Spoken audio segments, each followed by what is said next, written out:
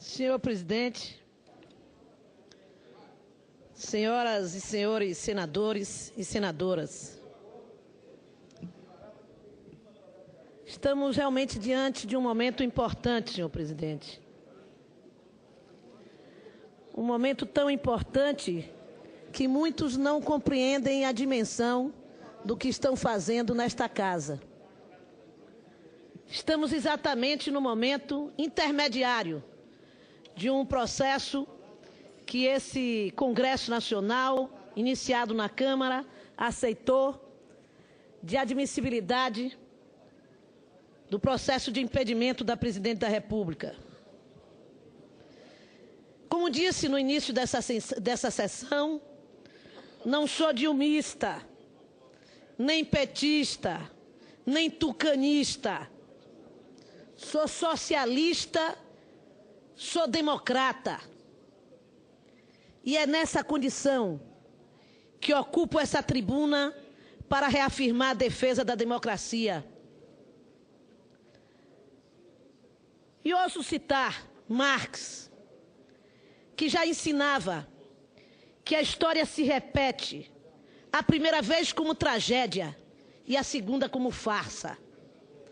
Nada mais preciso para definir o atual momento da cena política brasileira.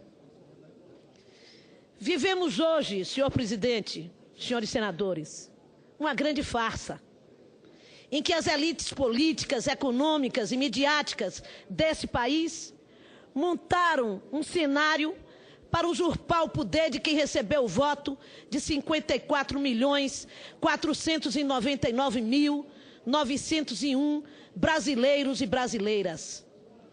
Para ver um golpe, não é preciso obrigatoriamente que existam tanques nas ruas, como alguns ingenuamente argumentam. Não haviam tanques nas ruas quando da instituição do parlamentarismo em 61. Um golpe do parlamento para impedir a posse de Jango. Aquelas ações nos levaram à tragédia do golpe de 64. Esse sim, com tanques nas ruas, prisões, tortura, assassinatos.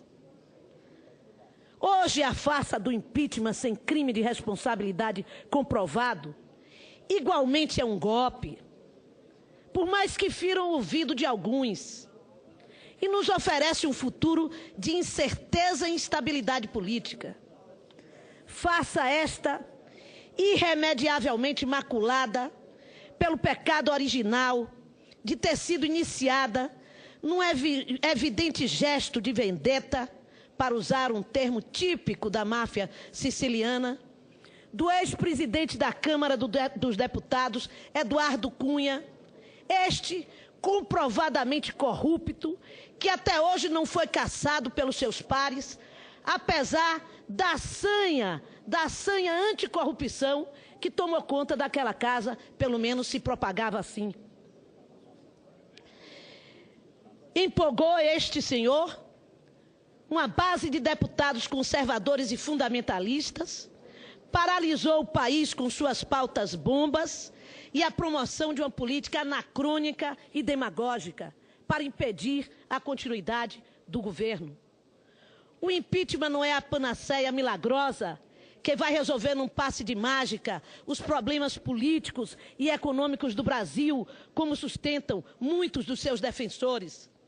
Até porque tanto o presidente interino como vários dos que hoje compõem o seu ministério já faziam parte do governo da presidente Dilma e são da mesma forma responsáveis pela crise que vivemos. A atual crise econômica é grave, é profunda e não deveria ser razão de brincadeiras.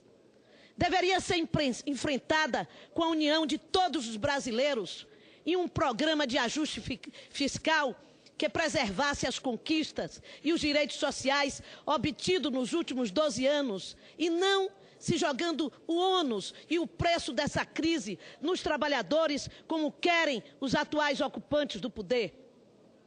Como dissemos antes, desde o primeiro momento, o impeachment é a opção pelo confronto político mais radical que parece oferecer aos agentes econômicos a porta de saída da crise, mas, na verdade, oferece um atalho frágil, perigoso e de enorme imprevisibilidade. Machado de Assis, o grande romancista brasileiro, em sua crônica Ao Acaso, dizia em 1864, é uma santa coisa a democracia. Não a democracia que faz viver os espertos, a democracia do papel e da palavra, mas a democracia praticada honestamente, regularmente, sinceramente. Quando ela deixa de ser sentimento para ser simplesmente forma, quando deixa de ser ideia para ser simplesmente feitio, nunca será democracia, será espertocracia, que é sempre o governo de todos os feitios e de todas as formas. Tem razão Machado de Assis. O que vivemos hoje é um golpe da espertocracia política brasileira na democracia e no respeito à soberania popular. Tenta-se emprestar legitimidade a um processo ilegítimo.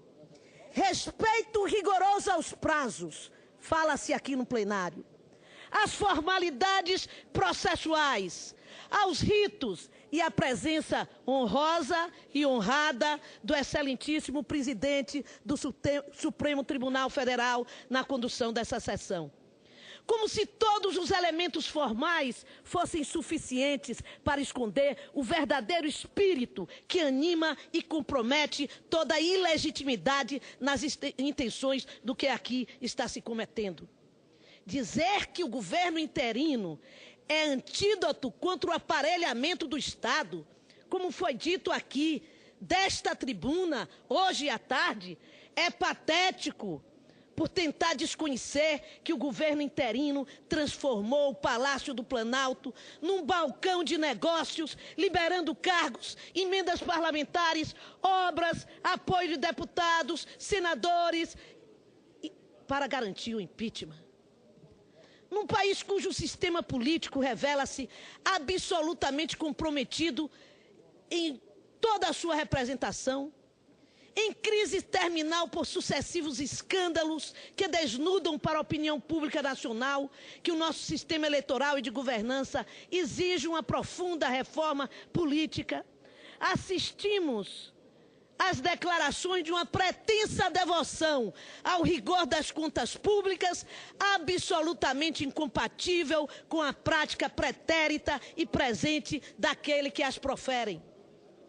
Em todo esse processo, em nenhum momento ficou juridicamente provado que a presidente Dilma Rousseff cometeu crime de responsabilidade para justificar constitucionalmente o seu impedimento.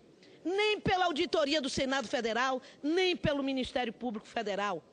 Mas isso, como já foi dito aqui e repetido, pouco importa. Vale, como disseram aqui inúmeras vezes, o conjunto da obra. E o conjunto da obra vai desde razões econômicas as mais importantes possíveis, às razões que nós acabamos de ouvir aqui desta tribuna do plenário, do orador que me antecedeu. É o conjunto da obra.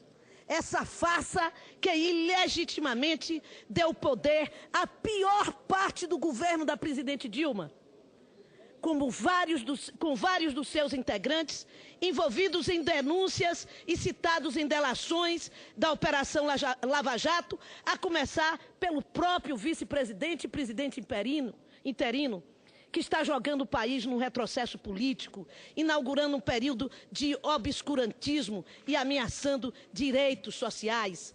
A cada ato desse governo interino, vislumbra-se seu caráter reacionário. Fim da CLT com a prevalência do acordado sobre o legislado, precarização das relações de trabalho, reforma da Previdência, fim do SUS e do piso salarial dos professores, programas como Escola Sem Partido, em que se promete nos remeter aos tempos sombrios da Guerra Fria, uma verdadeira contra-reforma da Constituição Cidadã de 88. A saída para a crise exige a ampla participação popular. E só se dará nos marcos efetivamente democráticos.